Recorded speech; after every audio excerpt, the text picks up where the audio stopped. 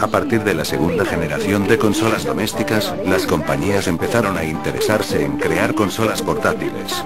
El éxito de estas máquinas se prolonga hasta nuestros días, donde tienen tanta importancia como sus hermanas mayores. Conozcamos su historia desde el principio.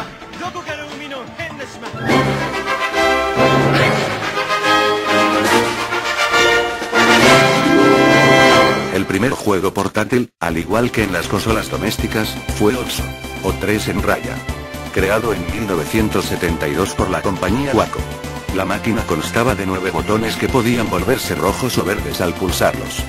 No sería hasta 1979, cuando apareció la primera consola portátil con cartuchos intercambiables, la Microvision, diseñada por Jay Smith, quien diseñaría más adelante la consola Vectrex. Los juegos se representaban en una pequeña pantalla LCD. La consola, en principio necesitaba 2 baterías para funcionar, aunque posteriormente se redujo a una. A pesar de que en su primer año gozó de éxito, su reducida pantalla y sus pocos juegos acabaron con ella en 1981. Hoy en día es difícil encontrar esta consola, ya que sus juegos se estropeaban fácilmente y su pantalla LCD se destruía al tener un contacto prolongado con la luz solar. Además de que se le podía escapar el cristal líquido, haciéndola inutilizable. La Entex Select Again es una consola portátil realizada en 1981 por Entex. Su pantalla representaba 2 colores, rojo y azul, que se combinaban entre sí. Para funcionar, necesitaba 4 pilas, o una batería, que solo se podía conseguir pidiéndola por correo. La consola no tenía microchips, se encontraban en los cartuchos de los juegos. Para ella, se lanzaron un total de 6 títulos. Space Invaders 2, que venía con la consola, Basketball 3, Fútbol 4, Béisbol 4, Pinball y Pac-Man 2. La empresa Entex fue demandada por Namco, al infligir el copyright del lanzamiento de Pac-Man 2. El juego fue retirado poco después del lanzamiento, por eso es uno de los más raros. En la actualidad solo se sabe que existen 3 copias de él. Un año más tarde, en 1982, Entex lanzó una nueva consola portátil, la Adventure Vision. Su pantalla era de LEDs rojos. Los LEDs son diodos que emiten luz, combinado con un espejo.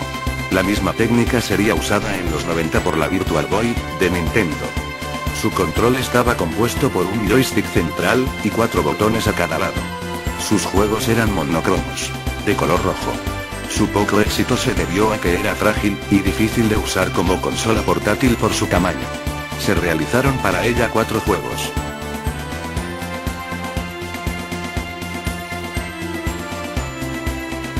En 1984, se lanzó en Japón la segunda consola realmente portátil, después de la Microvision. Se trata de la Epoch Game Pocket Computer. Esta consola empleaba una pantalla LCD, con una resolución de 75 x 64 píxeles. Para su funcionamiento necesitaba 4 pilas. La pantalla permitía ajustar el brillo. Sus juegos tenían gráficos parecidos a los de la Atari 2600. La consola fue un fracaso. Solo llegó a venderse en Japón, y se realizaron para ella 5 juegos. Astro Bomber, Blockmate, Mahjong, un juego típico de China, Reversi, también conocido como Otelo, un juego de mesa, y por último, Storekeepers. La segunda generación portátil termina con las máquinas Game & Watch, una serie de juegos lanzados por Nintendo entre 1980 y 1991. Creadas por Gunpei Yokoi, persona que fue muy importante en Nintendo y que falleció en 1997 en un accidente. Además fue el creador de juegos como la famosa serie Metroid. Las Game & Watch, como su nombre indica, eran unas máquinas que permitían jugar, y tenían un reloj con alarma. Disponía de 2 modos de juego, A y B, diferenciándose en el nivel de dificultad. Las pantallas eran de LCD, y muchos de sus juegos estaban basados en juegos de Famicom, como Zelda, Balloon Fight, o Donkey Kong. Vendieron millones de unidades. Cada consola tenía un diseño diferente, pero se dividían en grupos según sus características. Una de las más curiosas es la serie de doble pantalla, con un enorme parecido a la reciente Nintendo DS, aunque la serie original terminó hace más de una década. con un total de 60 juegos diferentes. Posteriormente se creó la serie Game & Watch Gallery para Game Boy y Game Boy Advance, la serie Mini Classics, y un juego recopilatorio para Nintendo DS, el cual estamos viendo en pantalla, que solo se podía conseguir a través del Club Nintendo de Japón, por lo tanto sus unidades son muy limitadas. Para terminar, la Game & Watch más difícil de encontrar, es una edición especial de Super Mario Bros., regalada a los ganadores del torneo F1 Grand Prix, de Nintendo. La tercera generación portátil, comenzó el 21 de abril de 1989, fecha en la que se lanzó por primera vez la portátil más exitosa de la historia, la Game Boy. Su control era igual que el de la NES. Los botones A y B, Select, Start, y una cruceta.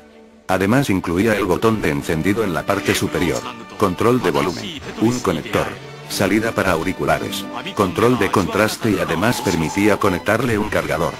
Funcionaba con 4 pilas, que permitían jugar durante 10 horas, a diferencia de sus competidoras. Su pantalla LCD, en blanco y negro, no supuso un impedimento para su éxito.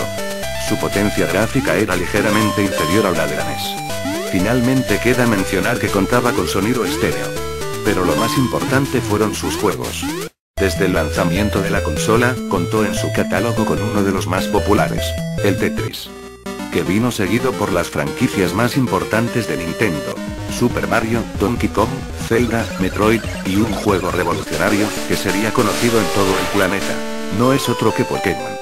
Este RPG, incluía como novedad, poder intercambiar criaturas con las Game Boys de otros amigos para conseguir los 151 Pokémon diferentes, mediante el uso del cable Game Link. Sus otros accesorios fueron la Game Boy Camera, lanzada en 1998, con la cual, se podían hacer fotos, editarlas y emplearlas en los juegos que contenía el cartucho. Y la Game Boy Printer, que permitía imprimir las imágenes de ciertos juegos. Para terminar, hay que decir que el modelo original de la Game Boy, vendió 70 millones de unidades en todo el mundo.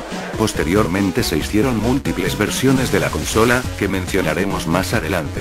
Su último juego fue, Pokémon Amarillo, lanzado en 1999.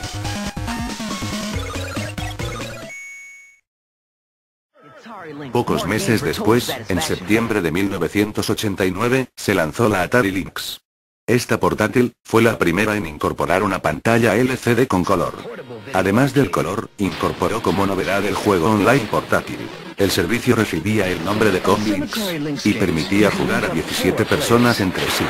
También contaba con unos buenos gráficos, que permitían simular las 3 dimensiones, y realizar aumentos y distorsiones de los sprites. Para terminar, su pantalla era retroiluminada. Antes de lanzar esta consola, Atari había trabajado en otros proyectos portátiles, como la Atari Touch Me. La Lynx, fue desarrollada originariamente por Epyx, una compañía que desapareció en 1993, y llamó a la consola Andy. Como esta empresa tenía problemas financieros, Atari se encargó del proyecto. A pesar de sus cualidades, la Lynx no pudo hacer frente a la Game Boy. En un último intento, Atari rediseñó la consola en 1991, y la llamó Lynx 2.